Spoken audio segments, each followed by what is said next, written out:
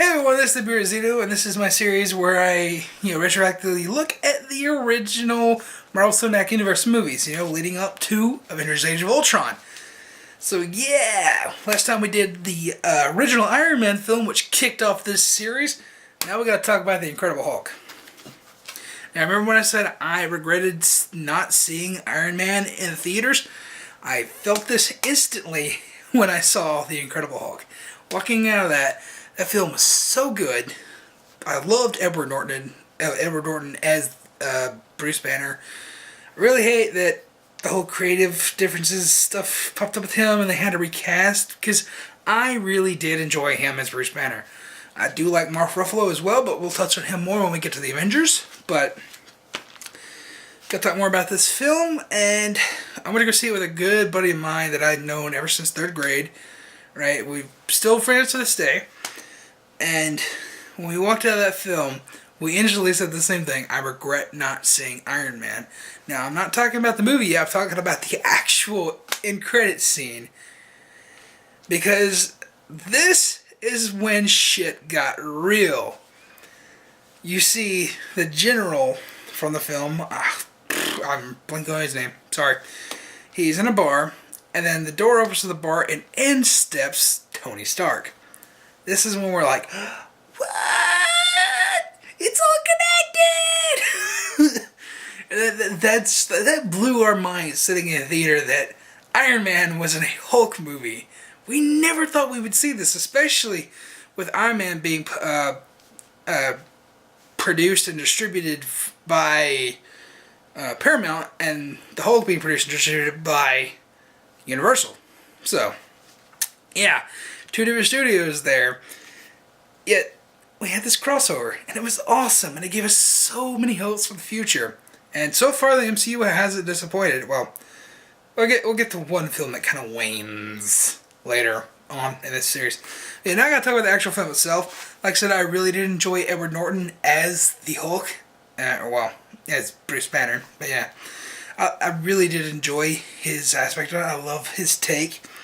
The film is kind of a sequel to the dreadful Hulk movie from Ang Lee. Oh, that movie's dreadful. It pains me that I own that fucking movie on Blu-ray, but not this Incredible Hulk. That's one thing. The only film from this list, I would show you the list, but my handwriting's terrible. From the Marvel Cinematic Universe, the only movie that I own on Blu-ray is The Winter Soldier. I own Iron Man and the Incredible Hulk on DVD, but the rest of these I don't own, and I need to correct that wrong, So, yeah, I definitely want to get that Avengers assembled set that has all the movies, and then I just gotta get Iron Man 3, The Dark World, Guardians of the Galaxy. I got it on Blu-ray. I got it on digital right now, but I gotta get it on Blu-ray. Anyways, that's a weird sidetrack. Incredible Hulk. Yeah, I really do like how the film starts out, and it's kind of a sequel to the original. So it's if you like the movie, it definitely makes me appreciate that older movie a little bit more. But we know it's not officially in the Marvel Cinematic Universe. But yeah, it is kind of a sequel to that. It starts out in pretty much the same way that film ended. So that's neat.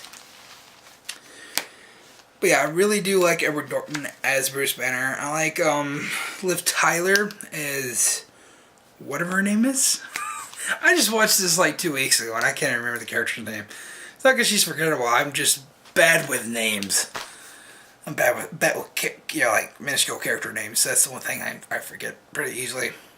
Real people, I remember the names pretty easily, but characters, not so much. But yeah, I think she was really good in it. The guy from Oh Brother Where Art Thou, who's supposed to become leader, was pretty good. I like Tim Roth as the Abomination. He was so good in this movie. And the fight between Hulk and the Abomination was fantastic. Now, looking back on this movie, the CG hit and miss. It looks good in the texture detail, but the animation on Hulk just doesn't hold up, especially after the great work that they did in the Avengers. It has a certain computer animation jerkiness to it. He's like, it just doesn't hold up, and that's like the only part about this film that just kind of to me. But I also really like the groundwork they laid in this film as well. Being a Captain America fan, I can't believe I missed all this shit when I watched it originally. I guess I just wasn't looking for it. But I like all the nods to the superhero, Super Soldier program, which we will see ties into the first Captain America movie and all that good stuff. I really like all the Easter eggs they laid in this film. When I watched it 2 weeks ago, that was the first time I had watched this film in at least 4 years, maybe even 5. So yeah, been a while since I watched it, and I greatly enjoyed it this time just as much as I did the first time. It was a great film, and yeah, it's a shame that we didn't get Edward Norton to return as Bruce Banner, because I really loved his work, but you know, I think that Mark Ruffalo did a very good job replacing him, and I definitely just see Mark Ruffalo as the Hulk now. I had almost forgotten about Edward Norton's performance after the Avengers, but yeah. I really do enjoy this movie, and if you haven't seen it, I recommend it because it's kind of the forgotten gem about the Marvel Cinematic Universe. Even they don't really talk about it anymore because I guess the whole Norton scandal with he didn't get a writing credit, and then this good. Yep. If you know the history about the movie, you know it, but yeah. Otherwise, I think this film is pretty damn good, minus the CG animation. Not holding up, the texture quality is good, but the animation. But yeah, like I said, highly recommend you watch The Incredible Hulk.